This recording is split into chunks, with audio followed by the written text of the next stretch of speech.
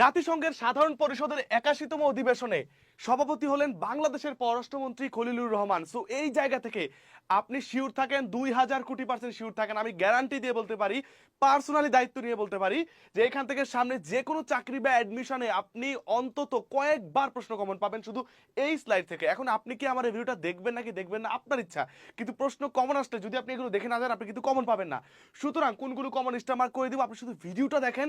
আর হ্যাঁ, এই ভিডিওর তথ্যগুলো আপনি অন্য জায়গায় নির্ভরযোগ্যভাবে পাবেন না, তো একটা রিয়েক্ট দিয়ে নিজের টাইমলাইনে শেয়ার করে রাখেন। জাতিসংঘের সাধারণ পরিষদের ৮১তম অধিবেশন যেটা বর্তমানে সামনে হবে, এইটার সভাপতি হয়েছেন খলিলুর রহমান, যিনি অন্তর্বর্তীকালীন সরকারের দায়িত্ব ছিলেন। বর্তমান যে সরকার রয়েছে সেখানে তিনি পররাষ্ট্রমন্ত্রী রয়েছেন, তিনি কিন্তু হয়েছেন। সো এই নামটা খুবই গুরুত্বপূর্ণ, স্টার করাগুলো একটু মুখস্থ করে ফেলবেন, একদম গুরুত্বপূর্ণ, এটা পরীক্ষা আসবে। কে হয়েছেন? খলিলুর রহমান। পরবর্তীতে এই যে জাতিসংঘের সাধারণ পরিষদের এইটার সভা হয় প্রতি বছরে একবার করে। কোন সময়? সেপ্টেম্বর মাসের দ্বিতীয় সপ্তাহের মঙ্গলবার। কোন সময়? সেপ্টেম্বর মাসের দ্বিতীয় সপ্তাহের মঙ্গলবার। এটাকে আমি দিব 2 স্টার, ঠিক আছে। পরবর্তীতে সাধারণ পরিষদে যিনি সভাপতি হন তার মেয়াদ থাকে কত বছর? পরীক্ষা বলতে পারে। মেয়াদ থাকে হচ্ছে 1 বছর। মেয়াদ থাকে কত বছর? 1 বছর। সো আমাদের বাংলাদেশের সাথে যিনি প্রতিদ্বন্দ্বিতা করছিলেন তিনি কিন্তু এই সাইপ্রাসের আন্দ্রেয়াস এস কাকুরিস, তিনি কিন্তু 8 ভোটে পরাজিত হয়েছেন, বাংলাদেশ কিন্তু জয়ী হয়েছে। পরবর্তীতে নির্বাচনে সর্বমোট 190টি দেশ অংশগ্রহণ করে। ডক্টর খলিলুর রহমান তিনি পেয়েছেন মোট 99টি ভোট পেয়েছেন। পরবর্তীতে অধিবেশন আনুষ্ঠানিকভাবে শুরু হবে 8 সেপ্টেম্বর। আমি স্টার মার্ক করে দিলাম, একদম নিশ্চিত থাকেন এটা আসবে। পরীক্ষা কি আসবে জানেন? পরীক্ষায় বলবে জাতিসংঘের সাধারণ পরিষদের ৮১তম অধিবেশনের অধিবেশনটি হয়েছিল কত তারিখ। তো অধিবেশন হয়ে যাওয়ার পরেও কিন্তু এই প্রশ্নটা কিন্তু প্রাসঙ্গিক, এটা আসতে পারে। পরবর্তীতে এখানে প্রত্যেক বছরে একটা উচ্চ পর্যায়ের বিতর্ক শুরু হয়, সেটা হবে 22 সেপ্টেম্বর 26। এইবার খলিলুর রহমানের অভিজ্ঞতা হচ্ছে 1991 সালে জেনেভায় জাতিসংঘ বাণিজ্য ও উন্নয়ন সম্মেলনের বিশেষ উপদেষ্টা ছিলেন। 25 বছর নিউ ইয়র্ক ও জেনেভায় জাতিসংঘের বিভিন্ন জ্যেষ্ঠ পদে তিনি দায়িত্ব পালন করেছেন এবং জাতিসংঘের যে বিভিন্ন প্রকাশনা রয়েছে পাবলিকেশন সেখানে কিন্তু তিনি কাজ করেছেন। এইবার বাংলাদেশ কিভাবে জাতিসংঘের সাধারণ পরিষদে এরকম একটা জায়গায় আসীন হলো, সেটা হচ্ছে জাতিসংঘের এই পদ্ধতিটা হয়ে থাকে রোটেশন পদ্ধতি। পরীক্ষা আসতে পারে কোন পদ্ধতিতে সাধারণ পরিষদের সভাপতি নির্বাচিত হয়? রোটেশন পদ্ধতি। রোটেশন মানে যেটা ঘুরে ফিরে আসে, অনেকগুলো অপশন থাকে, তার মাঝখানে এক এক বছর এক একটা অঞ্চলকে চয়েস করা হয়। সো আমি যেগুলোকে স্টার মার্ক করে দিলাম এখান থেকে কমন পড়বে, তাই আমি সবাইকে বলবো এই পর্যায়ে এসে আপনি একটা রিয়েক্ট দিয়ে নিজের টাইমলাইনে নিজের সংগ্রহে রাখেন ভিডিওটা। এই ভিডিওটা হবে আপনার ভিডিও, যদি শেয়ার করে না রাখেন পরবর্তীতে কিন্তু আমার এই পেজে অনেক ভিডিও আপলোড করা হবে, আপনি আর খুঁজে পাবেন না। শেয়ার করে নিজের কাছে রাখেন, আপনি এখান থেকে কমন পাবেন, শিওর থাকেন। পরবর্তীতে এই যে ৮১তম অধিবেশন, এই অধিবেশনে কোন অঞ্চল থেকে নেওয়া হবে? সেটা হচ্ছে এশিয়া প্যাসিফিক গ্রুপের অঞ্চল থেকে। তো এরকম অঞ্চল রয়েছে মোট 5টি। যেমন একটি অঞ্চল হচ্ছে যে আফ্রিকান গ্রুপ, আফ্রিকা থেকে নেওয়া হয়। এশিয়া প্রশান্ত মহাসাগরীয় গ্রুপ বা স্পেসিফিক মানে তো প্রশান্ত মহাসাগরীয়, এবার এখান থেকে নেওয়া হয়েছে। পূর্ব ইউরোপ গ্রুপ, লাতিন আমেরিকা গ্রুপ, ক্যারিবীয় গ্রুপ এবং হচ্ছে পশ্চিম ইউরোপীয় অন্যান্য গ্রুপগুলো থাকে। সো এখান থেকে কিন্তু আমরা আঞ্চলিক রোটেশন পদ্ধতিতে বাংলাদেশ কিন্তু এশিয়া প্রশান্ত মহাসাগরীয় গ্রুপ থেকে সভাপতি হলো। আমাদের কে প্রতিদ্বন্দ্বী ছিল? সাইপ্রাস। এটা পরীক্ষা আসতে পারে, কে থাকে? সাইপ্রাস। তো এখানে মোটা দাগে একটা প্রশ্ন, দুইটা, তিনটা, চারটা, পাঁচটা আসতে পারে। আরো কিছু গুরুত্বপূর্ণ তথ্য আপনাকে দিয়ে দিই, সেখান থেকেও কমন আসতে পারে। বর্তমান যিনি মহাসচিব রয়েছেন তিনি হচ্ছেন আন্তোনিও গুতেরেস, তার হচ্ছে নাগরিকত্ব পর্তুগালের এবং তিনি কিন্তু পর্তুগালের প্রধানমন্ত্রীও ছিলেন। পরবর্তীতে বাংলাদেশ সদস্যপদ লাভের জন্য জাতিসংঘে মানে ইউনাইটেড নেশনসে আবেদন করেছিল কিন্তু 1972 সালে, কিন্তু বাংলাদেশের এই আবেদনে ভেটো দিয়েছিল কিন্তু চীন। পরে বাংলাদেশ সদস্য হতে পারেনি, 2 বছর আমরা পর্যবেক্ষক ছিলাম। পরে এই ডেটটা কিন্তু গুরুত্বপূর্ণ, 1974 সালে 17 সেপ্টেম্বর আমরা কিন্তু জাতিসংঘের সদস্যপদ লাভ করি। কোন অধিবেশনে? 29তম অধিবেশনে। বাংলাদেশ জাতিসংঘের কততম সদস্য? 136তম সদস্য। এগুলোকে 2 স্টার করে দিয়ে রাখলাম, পরীক্ষা আসতে পারে। আমরা যেদিন সদস্যপদ লাভ করি সেদিন কিন্তু গ্রানাডা এবং গিনি বিসাও সদস্যপদ লাভ করে। এইবার সাধারণ পরিষদ দিয়ে বেসিক তথ্যগুলো জেনে নেই। সাধারণ পরিষদের অপর নাম হচ্ছে আলোচনা পরিষদ। সাধারণ পরিষদের প্রথম অধিবেশনটি হয়েছিল 10 জানুয়ারি 1946 সালে। প্রথম পরিষদে যিনি সভাপতি ছিলেন পল হেনরি স্মার্ক, বেলজিয়ামের। তবে সাধারণ পরিষদের প্রথম নারী সভাপতি ছিলেন কিন্তু বিজয়ালক্ষ্মী পণ্ডিত, ভারতের। এইটা পরীক্ষা আসতে পারে। সবচেয়ে গুরুত্বপূর্ণ বিষয়, বাংলাদেশ কি এই প্রথমবারের মতো সাধারণ পরিষদের সভাপতি হলো? না। এই পর্যন্ত এইটা নিয়ে আমরা 2বার হলাম। প্রথম হয়েছিলাম 1986 সালে 41তম অধিবেশনে, তখন সভাপতি হয়েছিল কিন্তু হুমায়ুন রশিদ চৌধুরী, যিনি কিন্তু পরবর্তীতে বাংলাদেশের স্পিকার হয়েছিলেন। তো এইটা পরীক্ষা আসার সম্ভাবনা কিন্তু অনেক অনেক অনেক অনেক বেশি। তো এইটা পরীক্ষা আসতে পারে, এটা আপনি মুখস্থ করে নেন। কত সালে? 86 সালে। কততম অধিবেশনে? 41তম অধিবেশনে। কে হয়েছিলেন? হুমায়ুন রশিদ চৌধুরী। আবার কবে হইলাম এখন বর্তমানে?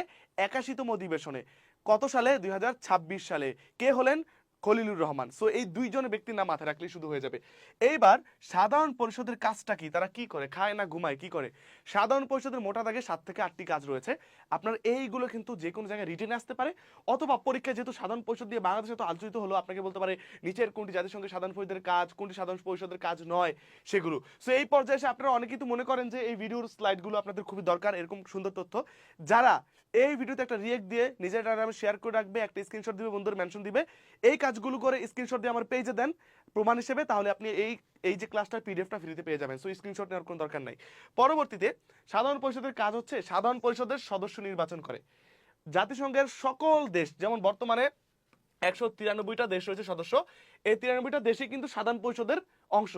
দ্বিতীয়, জাতিসংঘের এই যে মহাসচিব যিনি রয়েছেন তাকে নির্বাচন করে, খুব গুরুত্বপূর্ণ কাজ। জাতিসংঘের অঙ্গ সংস্থার সদস্য নির্বাচন করে, নিরাপত্তা পরিষদের অস্থায়ী সদস্য নির্বাচন করে, সদস্য দেশকে বহিষ্কারও করতে পারে এই সাধারণ পরিষদ। তারপর জাতিসংঘের বাজেট পাস করে, সদস্য রাষ্ট্রগুলো চাঁদার পরিমাণ নির্ধারণ করে, অন্যান্য বার্ষিক রিপোর্ট আপনার করে থাকে। এখান থেকে কোনগুলো গুরুত্বপূর্ণ, যেমন মহাসচিব নিয়োগ করে, সভাপতি নির্বাচন করে, নিরাপত্তা পরিষদের অস্থায়ী সদস্য, এই 3টা জিনিস পরীক্ষা আসতে পারে। সো আমি একটা কথা বলবো, এরকম যা যা ঘটে একদম সাম্প্রতিক যত তথ্য এই নাবিল জিকে ফেসবুক পেজে আপনারা পেয়ে যাবেন। এটাতে একটু ফলো দিয়ে রাখেন, কারণ আপনি ফলো দিয়ে রাখলে দেখবেন প্রতিনিয়ত সাম্প্রতিক যা যা ঘটে আপনার একদম ঘুম থেকে উঠে দেখবেন আপনার কাছে ভিডিও চলে যাবে, আপনি দেখতে পারবেন একদম ফ্রিতে। এখানে আরো লাইভ ক্লাস হয়, জিকে কুইজ হয়, টেকনিক আপলোড করা হয়। সো পেজটা ফলো করে দেন। দ্বিতীয়ত, আপনারা দেখতে পাচ্ছেন নাবিল হাসান অফিসিয়াল এই ইউটিউব চ্যানেলে অলরেডি এরকম 500-র মতো ভিডিও আছে। যারা মনে করেন চাকরি বা অ্যাডমিশন প্রিপারেশন ফ্রিতে নিতে চান, এই ইউটিউব চ্যানেলটা সাবস্ক্রাইব করে রাখেন, এখন থেকে গিয়ে ভিডিও দেখা শুরু করে দেন। এবং আমি কি সঠিক বললাম কিনা, এত ভিডিও আছে কিনা, আপনি ইউটিউব গিয়ে এখনই নিজে চেক করে দেখেন যে এত ভিডিও আছে কিনা, এবং অবশ্যই সাবস্ক্রাইব করে আসবেন এবং প্রতিদিন ভিডিও দেখবেন। এই ভিডিওতে একটা রিয়েক্ট দিয়ে শেয়ার করে নিজের কাছে রাখেন, কারণ এখান থেকে 1 মার্ক শিওর কমন। যাদের স্বপ্ন পাবলিক বিশ্ববিদ্যালয়, বিশেষ করে এইচএসসি 26 ব্যাচ, তোমার জন্য Nabil GK magic common course অবশ্যই চলমান আছে, ভর্তি চলমান আছে, বর্তমান ডিসকাউন্ট চলতেছে। যারা সামনে ঢাকা বিশ্ববিদ্যালয়, রাজশাহী, চট্টগ্রাম, জাহাঙ্গীরনগর, গুচ্ছ, মেডিকেল, ডেন্টাল, নার্সিং থেকে যে কোনো বিশ্ববিদ্যালয় ভর্তি পরীক্ষা দিবা, এই কোর্সে আমি গত বছর 5000 শিক্ষার্থী পড়িয়েছিলাম। 5000 শিক্ষার্থী পড়েছিলাম। স্ক্রিনে দেখতে পাচ্ছ যে আমার কোর্স থেকে কি পরিমাণে কমন পড়ে। নাবিল জিকে ফেসবুক পেজের এই যে ফিচার অংশের এই ভিডিওটা দেখলেই কিন্তু তোমরা, আরো কিছু ভিডিও আছে প্রতি বছরে কমন পড়ার ভিডিওগুলো দেই, সুতরাং যারা দেখতে চাও যে বাইরের কোর্স থেকে কমন পড়ে কিনা, এই ভিডিওগুলো দেখে নিবা। তারপরে এই কোর্স কারা কারা করতে পারবে, এইচএসসি 26 ব্যাচ, যারা এইচএসসি পরীক্ষার পর পাবলিক বিশ্ববিদ্যালয়ের স্বপ্ন, 27 ব্যাচ কলেজে থাকতে একবার জিকেটা কমপ্লিট করে রাখবা, সাধারণ জ্ঞানটা, যাতে করে তুমি বিশ্ববিদ্যালয়ের জন্য এগিয়ে থাকো। এইচএসসি 25 ব্যাচ, তোমরা যারা সেকেন্ড টাইম বিশ্ববিদ্যালয়ে ভর্তি পরীক্ষা দিবা, সকল বিশ্ববিদ্যালয়ের জন্য কিন্তু আমার এই ম্যাজিক কমন কোর্স। এবার টার্গেট ইনশাআল্লাহ আমি 5000-এর বেশি শিক্ষার্থী পড়াবো, এবং বাংলাদেশ জিকে আন্তর্জাতিক সাম্প্রতিক ক্লাস প্রতি এক্সাম, মডেল টেস্ট পরীক্ষা, রিভিশন, সাজেশন সব তুমি পাবা। সবচেয়ে বেশি যেই কারণে শিক্ষার্থীরা আমার গ্রুপে ভর্তি হয়, তারা জানে প্রত্যেকটা বিশ্ববিদ্যালয়ে ভর্তি পরীক্ষার আগে আমি কিন্তু ছোট্ট করে একটা শর্ট সাজেশন দিয়ে দিই, যেখান থেকে কিন্তু প্রত্যেক জায়গায় কমন পড়ে। সুতরাং তুমি সাজেশনও পেয়ে যাবো আমার কোর্সে ভর্তি হয়ে গেলে, এবং প্রত্যেকটা ক্লাস লাইভ পর রেকর্ডেডও থাকবে, তুমি যখন খুশি করতে পারবা। এবং এই যে এক্সাম মডেল টেস্ট দিচ্ছি, এটা অন্য জায়গায় গেলে তোমার টাকা দিয়ে কিনতে হবে। এবং আমি যে এখনো কিন্তু আমার এই আগের গ্রুপের বা আগের বছর যারা ভর্তি হয়েছে তাদেরকে পড়াচ্ছি, তাদের একটা বিশ্ববিদ্যালয়ে ভর্তি পরীক্ষা বাকি। সো তোমরা এত শেষ অবধি সাপোর্ট পাবো, অন্য জায়গায় তুমি এটা পাবা না। এবার আমার কোর্সের প্রাইস কিন্তু 2600 টাকা, বাট তুমি যদি আজকে ভর্তি হও বা 1 সপ্তাহের মধ্যে ভর্তি হও, তুমি কিন্তু এখন 1400 টাকা দিয়ে ভর্তি হতে পারবা।